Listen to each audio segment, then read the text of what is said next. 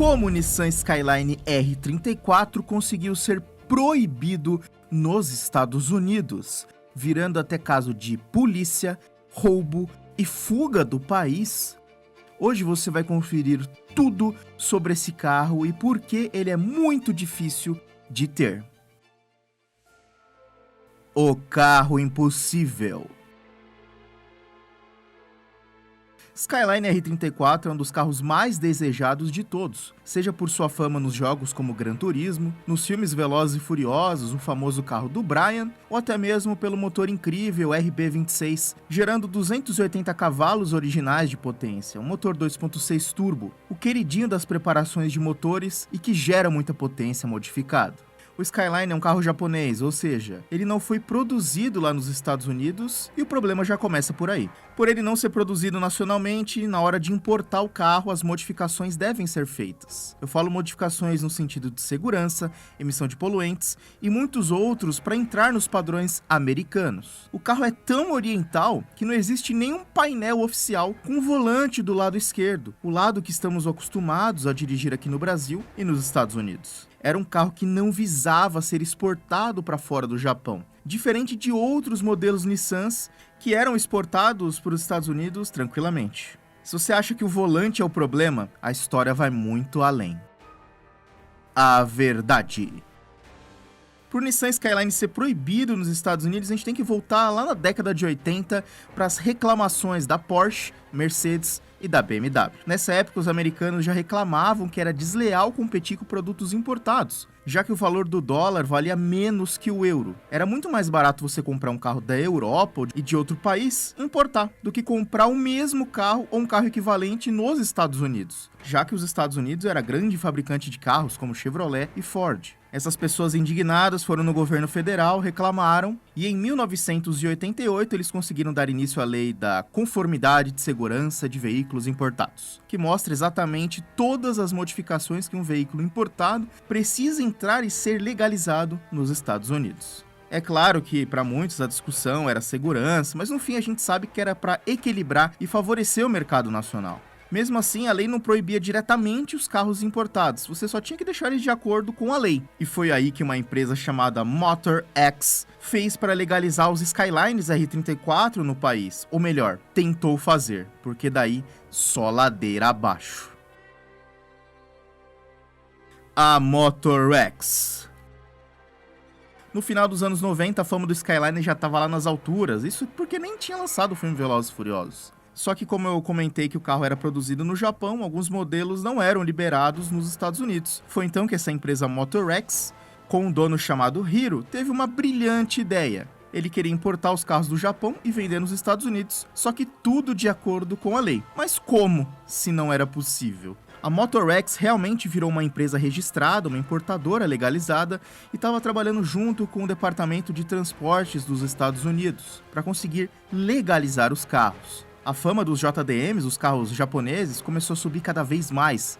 Todo mundo queria ter o seu carro personalizado, motores modificados, carros diferentes. Só que tinha um probleminha em tudo isso. Quando o primeiro teste de colisão foi feito, o dono da Motor X, que tinha apenas 26 anos e nunca tinha atuado no ramo de automóveis, acabou vendo que tinha um problemão ali e iria encarar aquilo mais pra frente. O Skyline R34 não atendia diversos padrões de segurança importantes. Para entrar nos padrões dos Estados Unidos, eles tiveram que fazer testes de colisões de impactos frontais, traseiros, laterais. Tiveram que abaixar a barra da porta do Skyline, fazer diversas alterações para que ele pudesse ser aprovado nos testes de colisão, instalar catalisadores adicionais no escape para atender os níveis poluentes para o carro ser aprovado no país. Ou seja, não era só uma questão de segurança, o carro não passava em diversos quesitos. No início a coisa realmente deu muito certo, tanto que o Craig Lieberman, que foi um dos consultores da franquia Velozes e Furiosos, ele foi dono de um dos primeiros Skylines R34 legalizado nos Estados Unidos, sendo até mesmo o carro que o Paul Walker dirigiu no Velozes e Furiosos 2, aquele mesmo carro. Nisso, os pedidos começaram a aumentar, os testes e modificações começaram a ser feitos e o armazém deles começou a encher de carros. E quem trabalhava na Motor X começou a ficar muito famoso, aparecendo em revistas, documentários e tudo mais. Só que a coisa começou a desandar cada vez mais. Os escândalos.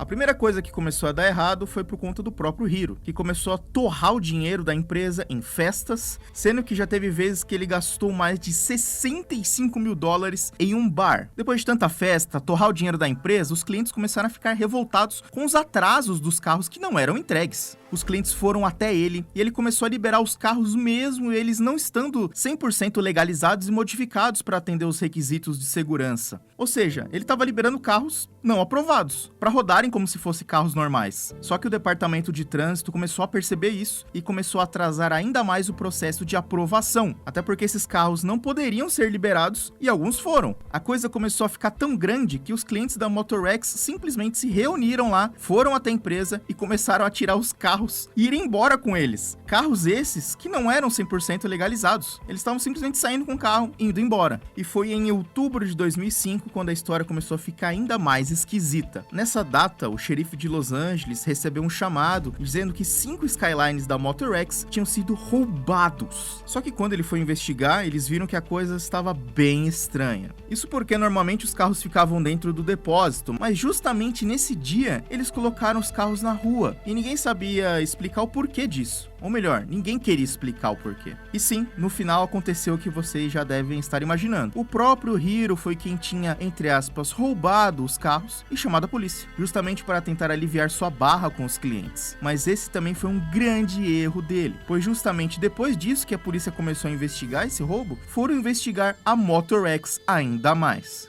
O detetive acabou conseguindo várias informações com os funcionários da Motorex. E que depois disso, até mesmo os funcionários foram agredidos pelo próprio Hiro com um taser, aquela ferramenta de choque, por ter falado com a polícia, por ter aberto a boca. Em 2006, depois de ter enganado seus clientes, vários carros ilegais sendo distribuídos por aí, se envolvendo em roubo de carros e agrediram um funcionário, o dono da Motorex fugiu dos Estados Unidos e até hoje ninguém sabe onde ele está.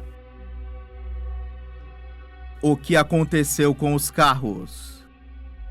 Depois que a Motorex acabou, muita gente foi presa, o governo foi lá e apreendeu todos os Skylines, só que alguns deles foram perdoados, alguns deles verificados e mandados de volta para os donos, afinal eles compraram aquele carro. Hoje em dia temos uma média de 14 Skylines R34 GTR, totalmente licenciados e emplacados, rodando nos Estados Unidos. Só que a Motorex tinha muito mais que apenas 14 Skylines R34 GTR. E a grande maioria deles foram apreendidos, destruídos por uma prensa. Exatamente, os carros foram demolidos, o que é uma tristeza e de partir o coração de qualquer fã. Até porque essa contagem de 14 devem ser apenas de modelos GTR do R34. Existem outros modelos comercializados pela marca e que existe a possibilidade deles terem chegado em solo americano, como GTT, GT e modelos 4 portas dos Skylines que muita gente não conhece. Para muita gente é só o GTR, e não. Quantos modelos ao certo passaram despercebido, jamais saberemos. Mas se mesmo assim ainda você quer ter muito o seu Skyline, a gente tem uma boa notícia para você. Raridade. A fabricação do Skyline R34 começou de 1998 e parou em 2002. Quem comprou, comprou. Ele parou de ser produzido nesse ano em questão e quem quisesse comprar um exemplar não teria como ser 0 km. Mas e usado? Ainda vou chegar lá. Você até pode comprar um modelo legalizado na Motorex que sobrou, apesar, além do que é um carro normal, mas você vai precisar de um bom dinheiro, porque os donos que têm esses carros pedem muita grana, já que se tornou raro e escasso para você ter um R34 nos Estados Unidos. Mas ainda há uma luz no fim do túnel. A notícia boa. Existe uma lei nos Estados Unidos que se você for importar um carro com mais de 25 anos de idade, algumas regras elas acabam sendo diferentes. Ou seja, você pode importar um veículo com 25 anos sem certas burocracias de segurança ou emissão de poluentes. Por isso que Skylines R32 e R33 já estão no país, e você consegue encontrar com uma boa quantidade, mas o Skyline R34 ainda não, até porque não existem mais 0 km, e para ele se tornar 25 anos possíveis da sua importação, só em 2024. Ou seja, já. Tem até muita importadora que possui galpão lá no Japão com diversos carros já comprados e reservados. E para quem quiser já comprar o seu Skyline, deixar ele lá guardado e esperar os 25 anos, aí sim ele já vai poder ser importado para os Estados Unidos. Mas antes de tudo isso, eu consultaria um bom advogado antes de pagar ou comprar qualquer coisa. E no Brasil? Bom, a regra é quase a mesma. Aqui a gente pode comprar carros importados 0 km, igual nos Estados Unidos. Só que ao invés de carros usados com 25 anos de idade, aqui são 30 anos de idade da fabricação. fabricação. Então, tecnicamente, o R34 só pode ser importado para o Brasil entre 2028 e 2029, sendo que o carro seria 1998. Se você quer importar um 2002, aí você vai ter que esperar mais. Mande esse vídeo pro seu amigo que não sabia do Skyline R34 e te vejo na próxima!